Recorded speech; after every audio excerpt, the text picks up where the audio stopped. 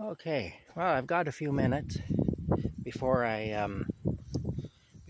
have to go to work, and so I want to take a walk around the field, and I want to talk about something that I've been mulling over in my mind, and I got my thoughts kind of together now, so I figure this is the time to speak on it.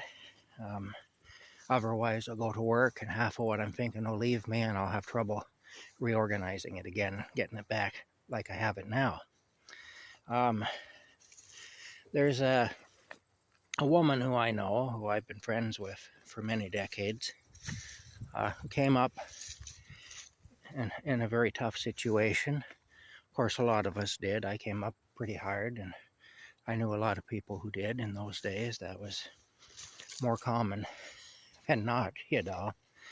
But this lady, she was the victim of sexual abuse at the hands of an uncle, and she was also pretty savagely beaten and so on when she was growing up.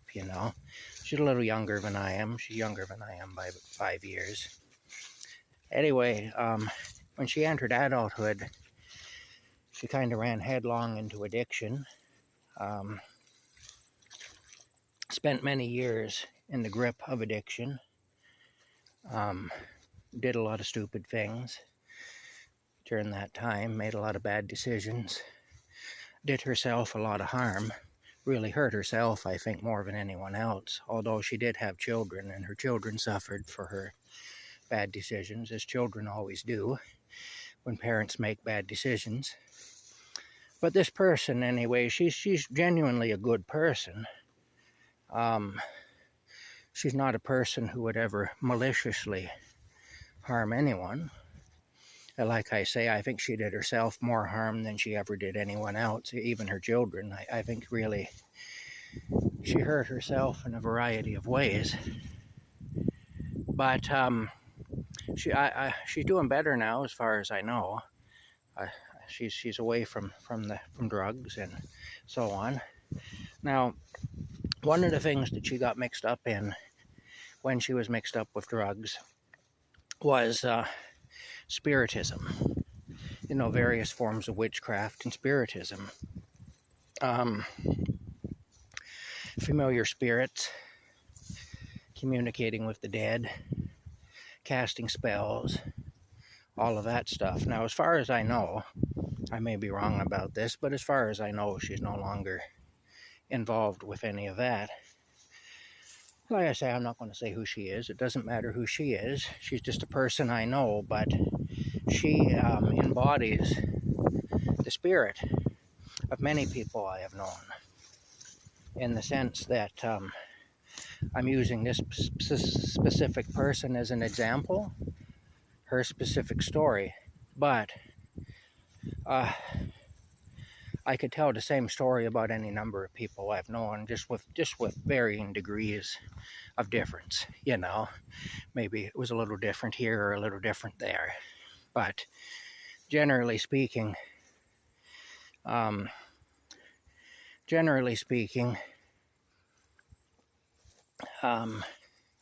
I can honestly say that she's not alone in the pattern and in the trajectory that her life took.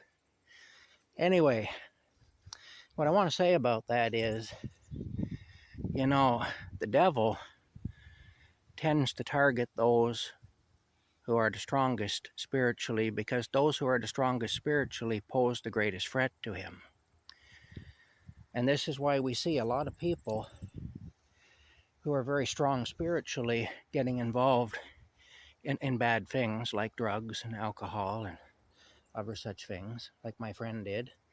And then we see them getting involved in strange spiritual practices, like my friend did. You see, because sadly, because they are spiritually aware, and the drugs dull that to a degree, but you can't ever completely extinguish that. And so what happens is the devil says, I've got to replace God with something else in this person's life. So they get them he gets them hooked on the drugs, and then he leads them by the nose to these other practices, you see.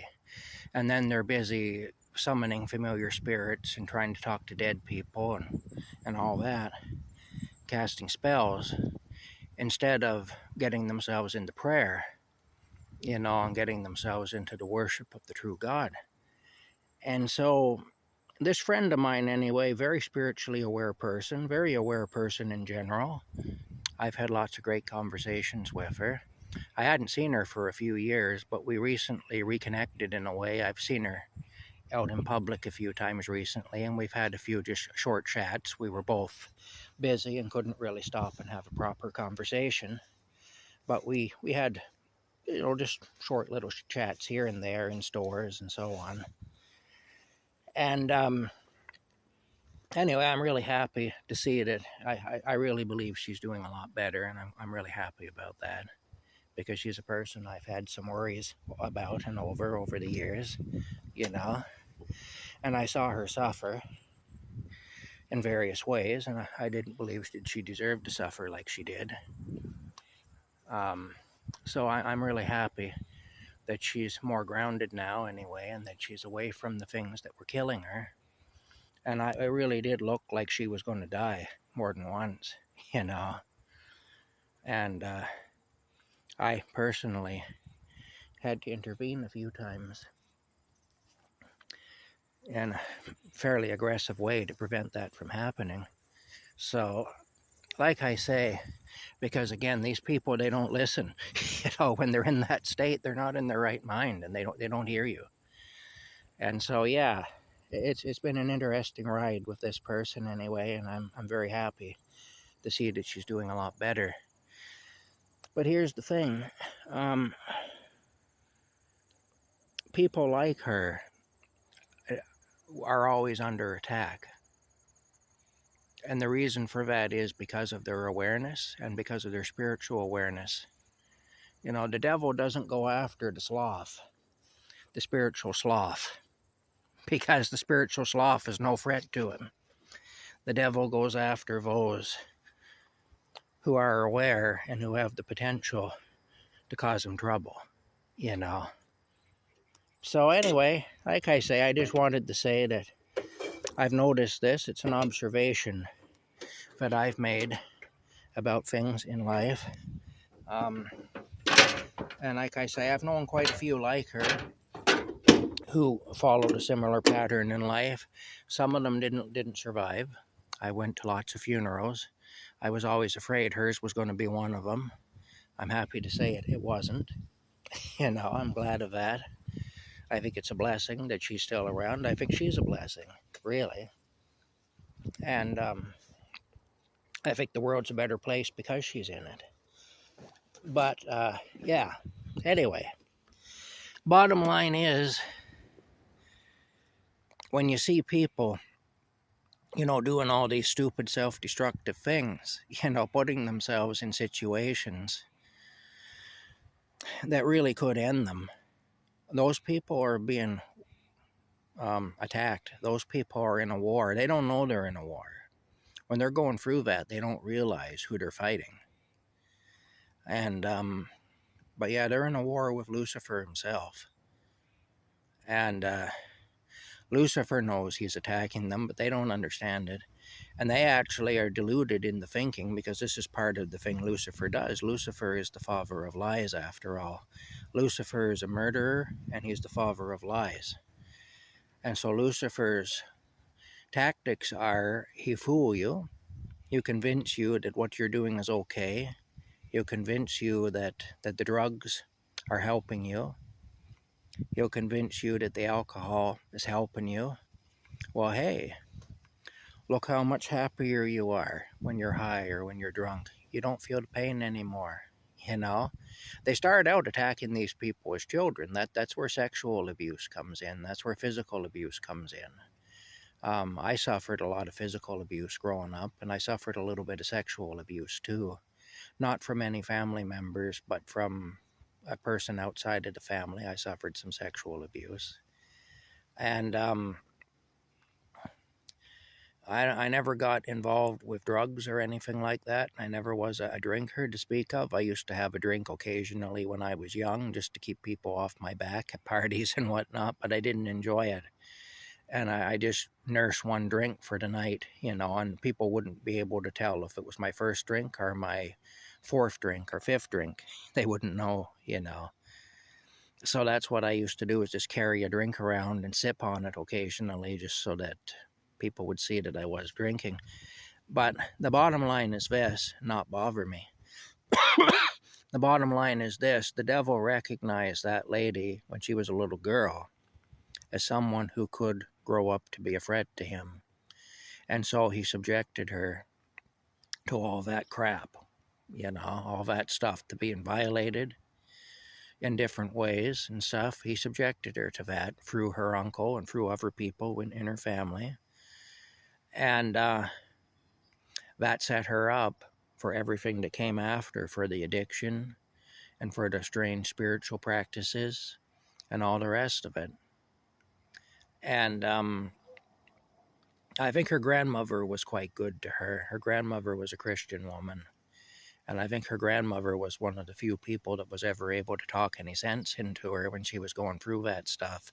She had a lot of respect for her grandmother, so she would listen to her, And her grandmother, I think, did get through to her to a degree. Her grandmother has passed on now. But still, I think that the things that her grandmother told her did resonate with her. And see, that's the thing. There are a lot of people who are soldiers, not only working for Lucifer, but there are soldiers working for God too, for the God of heaven, for the God of the Bible. And I think her grandmother was one of those soldiers in that war. Whether she was fully cognizant of it or not, I don't know. But I think she was, just as much as her uncle, who did those awful things to her, was a soldier on the opposite side, on Lucifer's side. Anyway, bottom line is this.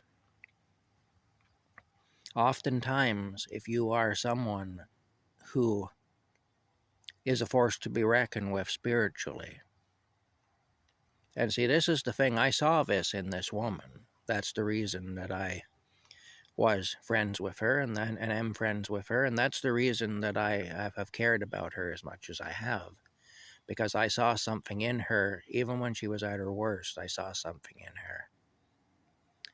Anyway, the bottom line is this.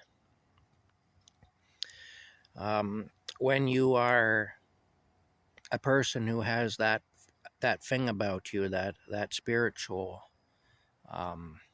gift, or whatever you want to call it, the devil will try to redirect that away from God and into other things, because he knows that you pose a threat to him otherwise, and he doesn't like that. So, And anyway, like I say, I'm glad that my friend is doing better. I'm glad that she's gotten straightened out and cleaned up. She's running a little business now. She does crafts and baking and everything, and she's quite good at it, and she has talent. And that's another thing too. A lot of the time, people who are spiritually powerful have great talents. And again, the devil will do things, though. She had a lot of wasted years, where she was consumed with addiction and stuff, and she wasn't honing her talents and practicing them. And so I'm really happy for her that she's now moved ahead and she's doing that what she is good at. And a lot of people like her are very artistic, and there's a certain spirituality that goes into art. That's why we appreciate art so much in this world, because it's a world starved for positive spirituality. And when somebody is a genuine, I guess you could say, spiritually aware soul, those people produce the most beautiful art. They produce the most beautiful paintings, the most beautiful jewelry. My friend produces jewelry. And she also draws sketches and whatnot. And even like baking, being able to bake things that people really enjoy is an art form in itself, which she also does. So anyway, like I say, a